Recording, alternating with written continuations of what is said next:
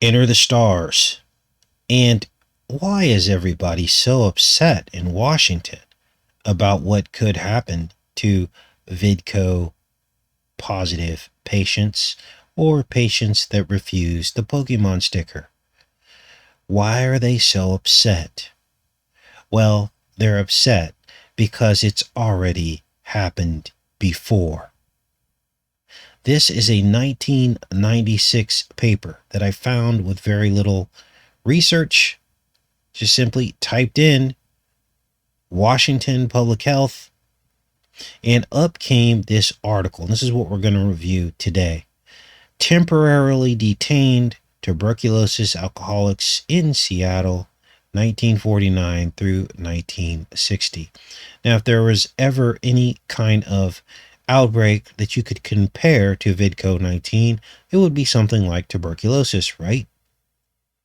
Now, they admit in their own papers, in their own propaganda, that VidCo does fall under these kinds of quarantine laws. So this isn't a stretch. This is the truth.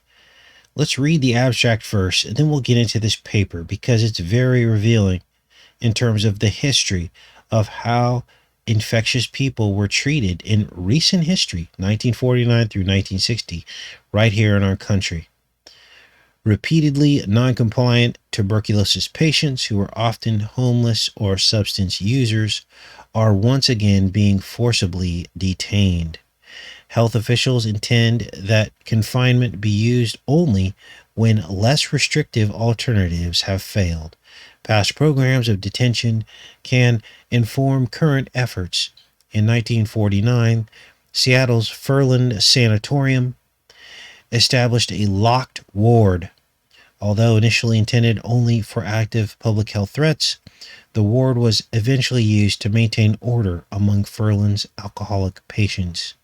That is, the staff detained alcoholics regardless of their infectivity or compliance with medications. There's your Pokemon stickers.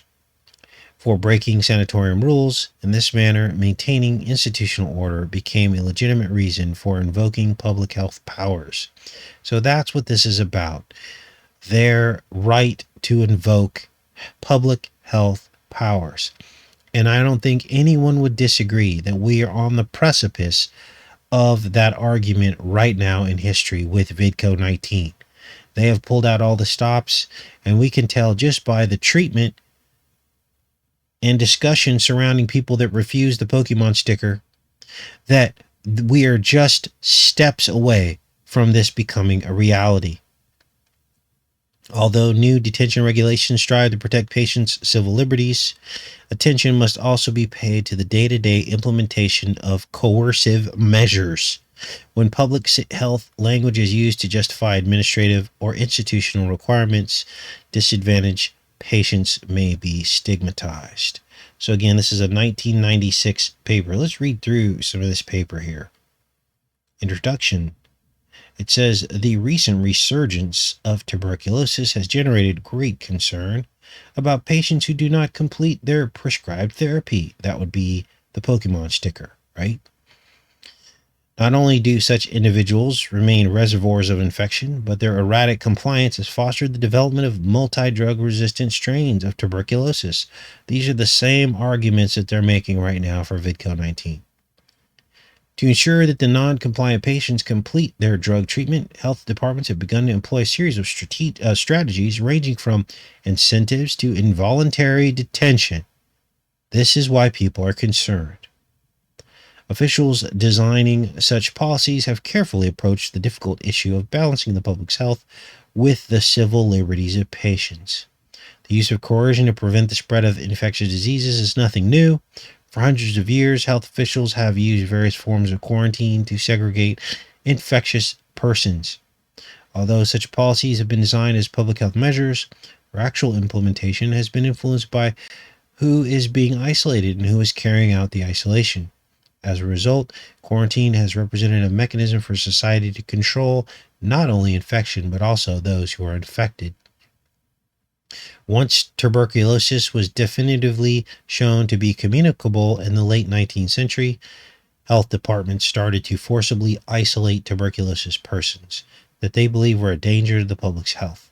One of the most ambitious of these programs began in 1948 at Furland, a public sanatorium in Seattle, Washington. Not only did city officials inaugurate a policy of quarantining called so-called recalcitrant patients at Furland, but they also established a locked ward within the sanitarium for the purpose of involuntary detention. Officials intended to use the locked ward only for the occasional bad actor, yet by 1960, Furland had detained roughly 1,000 patients. 1,000 patients. And the locked ward had become a routine part of the sanatorium care of one group of patients. Those alcoholics who frequented a rundown portion of Seattle called Skid Row. As modern officials reinstitute similar policies, it is well worth revisiting Seattle's use of compulsory measures to control the spread of tuberculosis. Earlier examples of quarantine. Although references to the isolation of lepers can be found in the Bible, the term quarantine did not appear until the Middle Ages. In that period, quarantine referred to the practice of which officials delayed the landing of ships suspected of carrying the victims of the plague. Let's just go on through a little bit of the history of quarantine. Now understand that there are very different things going on in the Bible. And it's interesting that they try to compare this to the Bible. Okay. First of all, we know, or many of us believe, that this whole thing is not what they're telling us it is. It's not like your standard, disease like tuberculosis or things like that. But we can pretty much assume that the way they treated these tuberculosis patients is coming down the pipe for VIDCO patients, because they believe that they are very similar in terms of their deadliness and all these things. This is what the media has been pounding in our head. This is very dangerous and deadly and this and that. So they're going to treat it just like tuberculosis. Let's keep reading here. Officials to solidify their authority to determine the appropriate boundaries between well and the diseased. During the early 20th century, state laws routinely granted health departments the power to quarantine individuals with infectious diseases such as diphtheria or typhoid fever. Although intended for the purpose of preventing the spread of infection, quarantine has traditionally been imposed on the bodies of those who were least able to protest. On one hand, this policy made sense because infectious diseases preferentially affected the poor. The use of quarantine and other compulsory public health measures, however, has also reflected society's tendency to stigmatize and punish those groups that become associated with given diseases.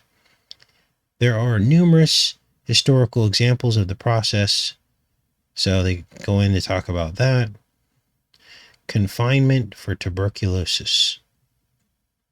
Before Robert Koch's 1882 discovery of the tuberculi bacillus, most doctors believed that pulmonary tuberculosis, often known as consumption, was not contagious. Rather, they claimed that the disease resulted from a combination of hereditary predisposition and environmental exposures. The use of quarantine became logical, however, once it became clear tuberculosis was spread when someone inhaled bacilli from an affected person's sputum. So they talk about the past as they go through this history, and that brings us to the 1960s, as Seattle and Washington underwent major economic development during World War II, funded by tuberculosis control increased markedly. The city also benefited from the 1947 acquisition of a 1,350-bed surplus naval hospital that enabled Seattle to house all of its tuberculosis patients for the first time, named Furland Sanatorium. It remained open until 1973. Another important development occurred in 1946 when Furland became one of the earliest sanatori to use streptomycin, this antibiotic. So let's catch this up to the current times, because they're mostly talking about history here. Quarantine and detention in practice. The first step in such a process, according to Washington State Tuberculosis Control Officer Cedric Northrup, was to clarify existing quarantine regulations. Northrup, who had come to Washington from North Dakota, had played a crucial role in reviving Seattle's tuberculosis work. An integral part of such efforts, he believed, was to provide health officials with the means to isolate the recalcitrant person with tuberculosis. In 1948, building on a state law empowering health officers to restrain infected persons, Northrop drafted 2 regulations enabling the local health officer to quarantine to furland any persons with active tuberculosis who were uncooperative and refused to observe the precautions to prevent the spread of the disease. Now understand, as we're reading through this, that this has already been set up. This highly contagious vidco that they keep talking about, and that we can't get to herd immunity because of a few people who don't want to get a Pokemon sticker. Understand that the closer and closer we get to 100% of the people getting the sticker, the more these measures will be put into place. They will go back to the past and pull out the old playbook. Let's keep reading here. Those quarantined were to remain at Furland until approved discharge. Local prosecutors aided Northrop in drafting these regulations, which were subsequently approved by the State Board of Health. So, they even got the backing of the courts. When early efforts at quarantine did not prevent unapproved discharges, Furland established a 27-bed locked ward in June 1949, known as Ward 6. And located in the old naval brig, the unit was equipped with both locked doors and heavily screened windows. All patients admitted to Ward 6 spent the first 24 hours in one of 7 locked cells, which contained only concrete slabs covered by thin mattresses. Although the ward remained locked at all times, the staff let any potentially violent patients leave. In practice, however, such departures occurred infrequently. Furland staff originally planned to use Ward 6 sparingly. If coercion is needed frequently, Medical Director Roberts wrote, it is a sure sign that something is wrong. In fact, the early use of Ward 6 was limited. Wow, let's keep reading here. Handled only a handful of patients. There were no beds for women. The earliest efforts to employ quarantine and detention focused on patients, generally Skid Row alcoholics who left the unlocked portion of the sanatorium without permission. Many such patients were quickly found by the police, often when arrested for drunkenness. If there was no past history of recalcitrance, the patient had likely not been on quarantine. In this case, the local health officer quarantined the patient to Furland and returned him to the unlocked portion of the sanatorium.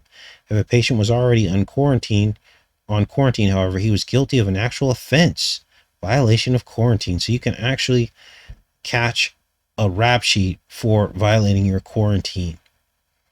And the county judge sentenced the individual to the locked ward. A formula established by Furland determined how long patients remained on Ward 6 before returning to the unlocked portion of the sanatorium. The first stay was 2 weeks, the second was 1 month, and the third 2 months. Frequently, patients who had left the sanatorium without permission returned by themselves, often after drinking sprees. Many had overstayed 24 to 48-hour passes. Now, I think the whole reason why they are trying to, keep mentioning this alcoholic scenario is because that's how they begin to discredit these people and make them less personalized, right? Because who feels sorry for the alcoholic? Understand this may be a smokescreen, that there may have been many other people outside of alcoholics who were in this facility, but they're going to slap the label of alcoholics on the facility to make you feel less sorry for these people, okay? And this is a typical tactic that they like to use. Now, here is the Furland Sanatorium, about 1960. What a creepy place that is. This is Washington State Health Officer Cedric Northrup, whose plan for reviving tuberculosis control in Seattle included the use of detention.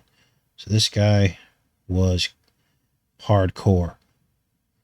This ability to detain patients in Ward 6 without a judge's ruling stemmed from the quarantine order, which read that the patient was to remain in that section of the sanatorium designated by the medical director.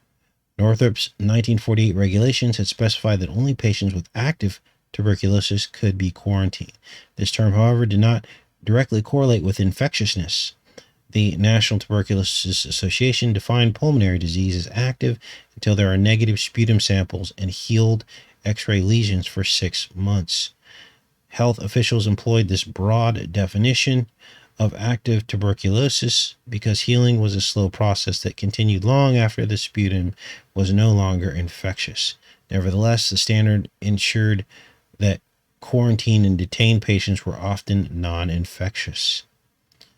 So, maintaining order at Furlan. So what did they do to keep these people under wraps and locked down against their will?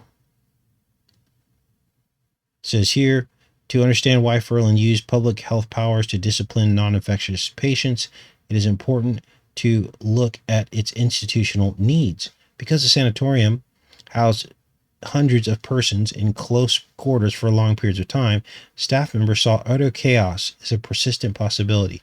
They frequently cited past episodes in which patients had started fires or attempted mass escapes. Well, that's because they were being held against their will. They didn't do anything wrong except be sick. It says here, clearly the ward had begun to serve a purpose beyond simply preventing the spread of tuberculosis. Skip that part. They were sent to this locked ward, and indeed the staff thought nothing of discharging patients to home directly from Ward 6, a practice that belies the notion that detention was reserved for true public health threats. So even though people weren't contagious, they were still being locked up. Why is that? Because these places get money. They get funding for every patient that they have. So it's a conflict of interest. Now, let's keep reading here. Alcohol, in particular, disrupted sanatorium routine. Although a 1947 King County resolution made the giving or selling of intoxicating liquor at Furlan a misdemeanor, patients who had obtained liquor while on a pass often tossed bottles over the fence and retrieved them once on the inside. Bootlegger patients smuggled in large quantities of liquor. Loud, raucous drinking parties often followed, so this is more of the discrediting of the patients. Patients who left Furlan without permission often drank while away, so more drinking. Furlan also used this same justification, the need to maintain order, to send to Ward 6 any patients caught drinking or selling alcohol at the sanatorium. So they got sent to Ward 6 on lockdown if just so that they could maintain order. And we've heard this time and time again. Law and order. And this is why they keep grinding this into our heads, because it sounds like a great concept until you find yourself on the other end of a rule or law that is completely unacceptable. And then all of a sudden, law and order isn't so fun, is it? How can we best understand what transpired at Furlan in the 1950s? The experience appears to have represented the confluence of two themes discussed earlier: the broad power of 20th century health officials to isolate the diseased, and the ability of total institutions to control their inmates. What is crucial to note in the case of Furlan is how these two functions overlapped. Health officials in Seattle originally established policies of quarantine and detention to protect the community from recalcitrant patients with active tuberculosis. Yet the larger goal turned out to be custodial, to keep Skid Row alcoholics institutionalized and reasonably well behaved for 12 months of antibiotic therapy. Once this goal was established, it became necessary to legitimate the disruption of the institutional order as a public health violation punishable by quarantine and detention.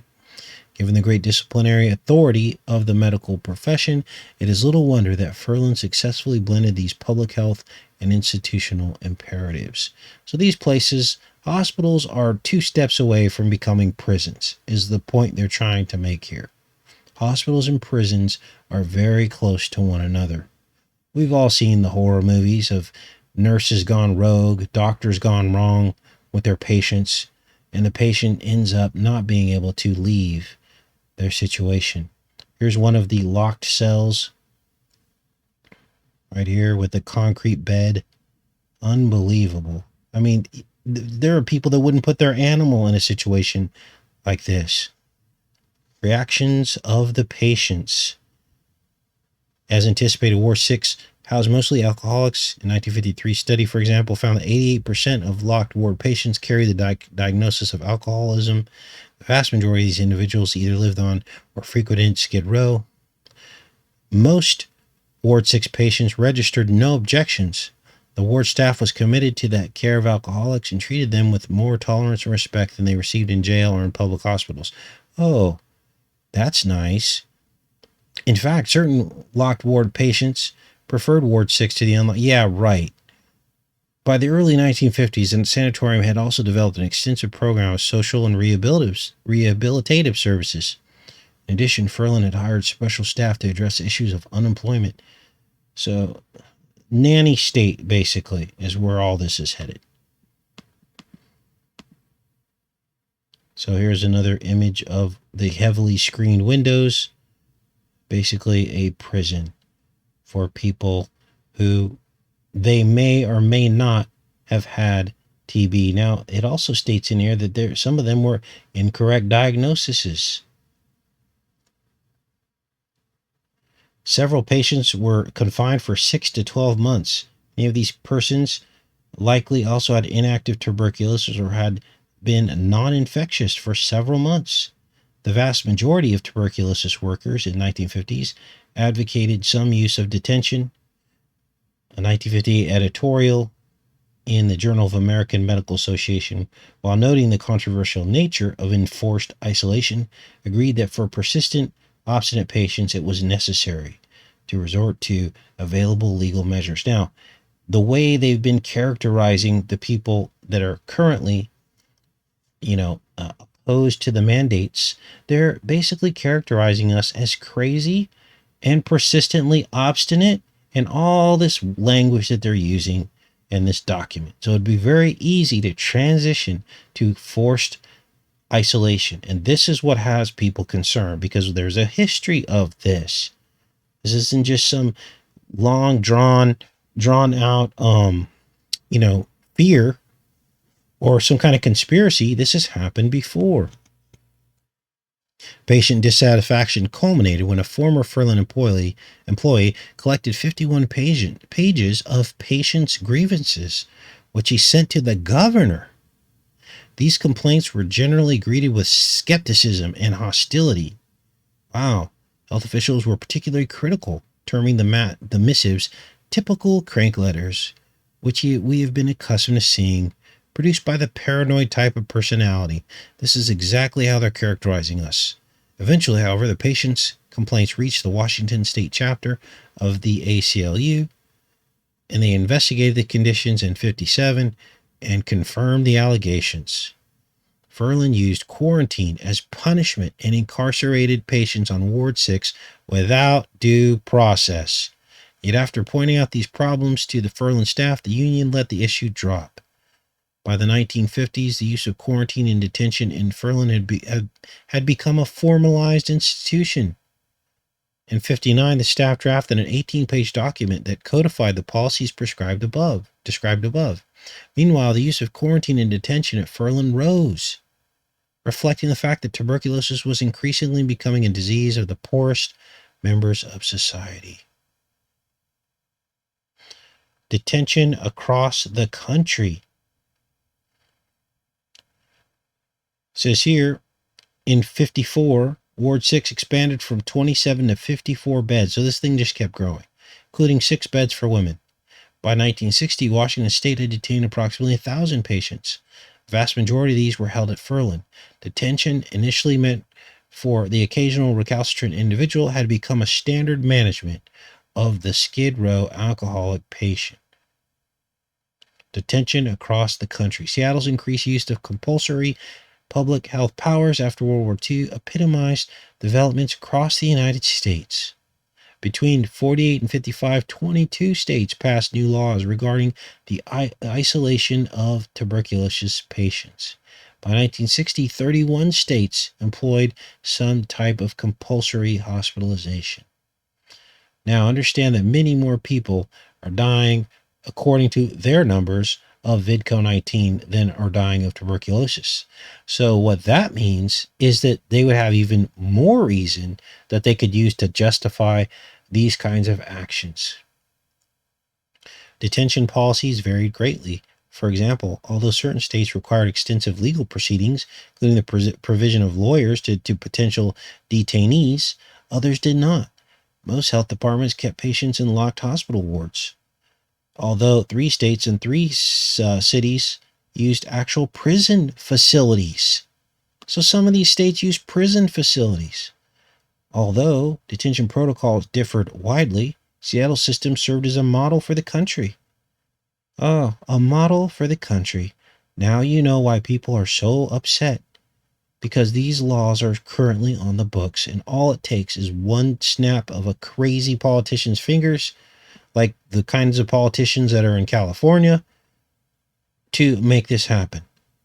Northrop and Ferland staff published several articles describing the practical management of the recalcitrant tuberculosis patient. Numerous health officials from across the United States visited Ward 6. Not surprisingly, policies similar to those at Ferland existed everywhere. So, they were cracking down on these patients, and it grew from something small to something big. So what's the conclusion here? Well, the article says Seattle health officials designing a plan to confine uncooperative tuberculosis patients drew on a long tradition of permitting the isolation of contagious persons to protect the community. Yet those implementing the new policies of quarantine and detention saw their goal as larger than simply segregating infectious persons. See, this is the problem when you trust government. They always overstep their bounds and reach, and usually money is the thing driving it, and greed. The availability of antibiotic agents raised the hope that, for the first time, tuberculosis patients could be cured of their disease once and for all. In Seattle, the individuals that caused the most concern were Skid Row alcoholics. Thus, health officials and the staff of Ferland Sanatorium instituted an informal policy that kept all Skid Row alcoholics hospitalized for 12 months. Wow. So, what else does this article say? I think this is the end of it here. Those are the footnotes. So, that's pretty much it, you guys. They just talk about how these patients' rights were overstepped. The ACLU came in, tried to do something about it, but nothing was really done. The practice grew, spread across all the states. Due process was ignored, and on and on and on. All of the fears that we've been talking about have already happened. Longer than necessary detentions, spanning months and months after these people were not even infectious anymore. And who stepped up to help these people? Nobody. All we get to do is read about it in a 1996 paper, and the threat is that this could happen again. Anyway, we will get through this, you guys. I love each and every one of you, and there is no need for fear because we have the Most High and His Son. And even whatever is done to us in this life will not continue on into the next. Take care and be safe, you guys.